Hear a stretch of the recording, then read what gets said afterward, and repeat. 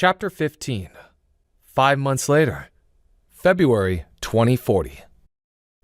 In the dimly lit underground bunker, the soft hum of computers filled the air, punctuated by the anxious tapping of keys. Manfred, sporting a scruffy beard, hunched over his screen, his eyes darting with urgency. "According to my spies," he said, glancing toward Josh and Rachel, who were sitting near him with anxious eyes on his screen. "There's a transfer request for Abigail to the correction facility. We'll get more details once we breach their central communication network." Josh rolled the office chair he was sitting in to another computer and yanked out a memory stick from the drive in frustration, his expression a mask of determination. "I've got to break her out of there," he muttered, banging his fist on the desk. He switched the one he'd taken out for another and settled in front of the keyboard and mouse. Manfred looked up, concern creasing his brow. "You won't do Abigail or Rachel any good by getting yourself caught. Or worse, she's only alive because of you. They're going to use her as bait for you. We need to be smart about this." Just then, Audi, a tech-savvy man with bushy Einstein-like hair and glasses that sat awkwardly on his nose, entered with a tray of coffee, trying to lighten the mood. "Are they working yet?" he asked, setting the tray down with a hopeful grin. "We're still working on it.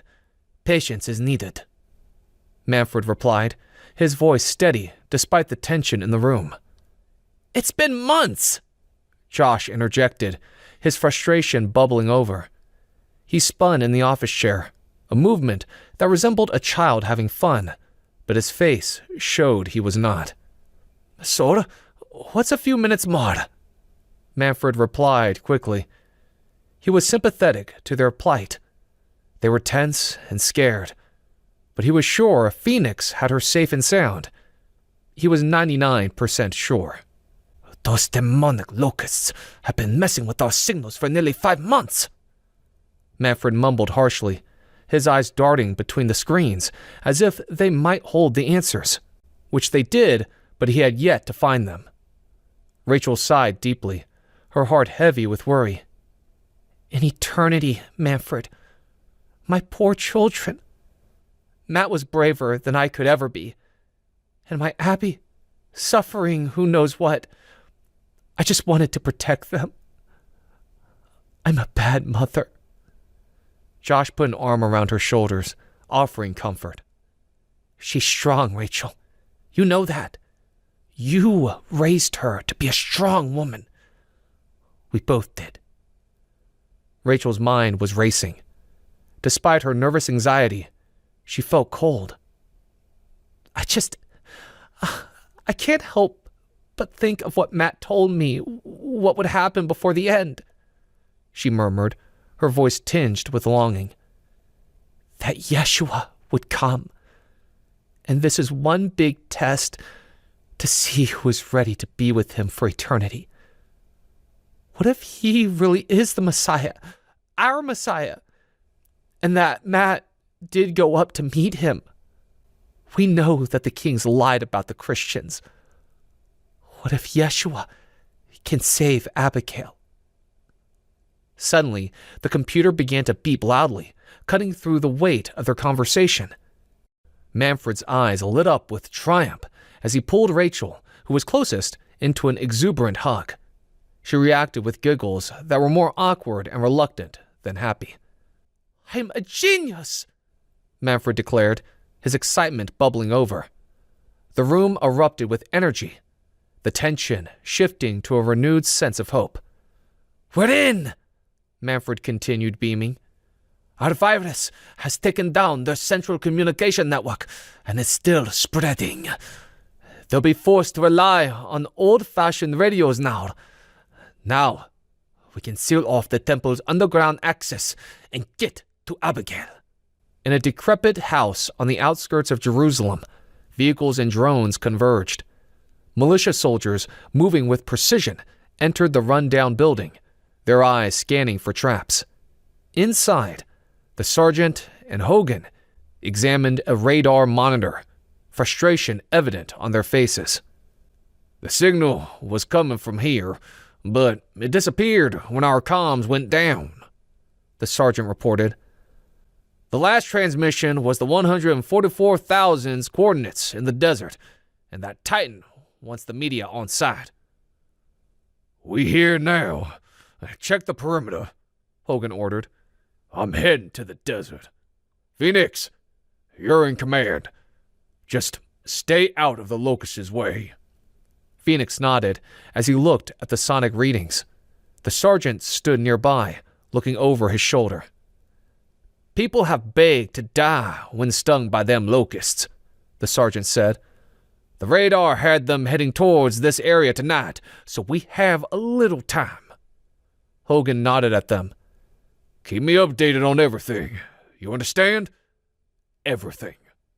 "Yes, sir," the sergeant replied at the same time as Phoenix.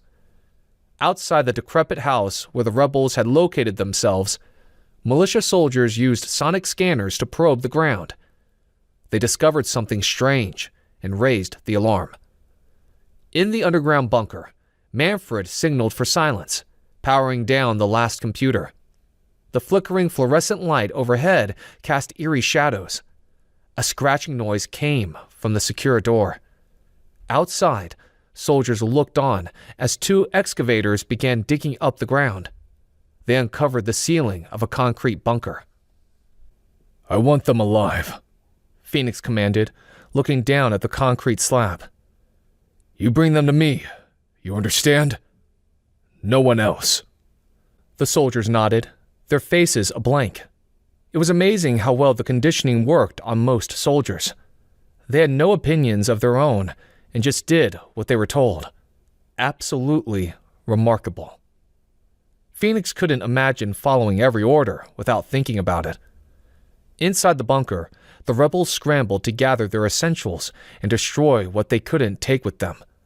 They prepared to escape through a tunnel.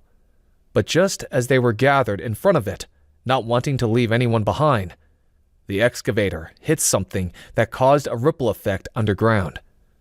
The earth in that area shifted, and suddenly, a tremendous cracking sound split through the bunker, causing the ceiling of the tunnel to cave in. The debris was so massive, it would be impossible to take that route without taking hours to dig through. For all they knew, the entire tunnel had collapsed in on itself. Outside, the excavators finally broke through the ceiling. A low buzzing sound, like the distant roar of racing chariots, filled the air, cutting through the moment. Suddenly, a swarm of locusts descended upon the militia, their stings inflicting sharp pain and sending soldiers into violent seizures. They screamed and thrashed and ran from the onslaught. Phoenix barely escaped. He managed to dive into an SUV and slam the door behind him. A locust crashed against the vehicle's bulletproof window with a sickening thud. The car's camera zoomed in on the creature's grotesque features, a face disturbingly human, framed by a golden wreath, with lion-like teeth, long hair, and a scorpion-like tail. Disoriented but aggressive, the locust struck the window with its tail, the force cracking the glass as venom dripped down its surface. Phoenix remained unfazed, though disgusted by the locusts. He grabbed the handheld radio. "Mayday! Mayday! This is Sergeant Phoenix Bates speaking. We need help in the 5th sector. Mayday! Mayday! We have locusts! We have locusts!" The static crackled, and a voice burst through. "Transfer of extra resources to Section 5 has been denied." "What? What about the locust shields?" Phoenix barked into the phone. "All shields are in the field." The voice sounded so robotic. Phoenix looked around. His own platoon had been stung, and there was nothing he could do. And that underground bunker was definitely part of the rebels' faction. But he could do nothing. "If you can't get me resources, I will!" he yelled into the phone, starting the truck and leaving the locusts behind.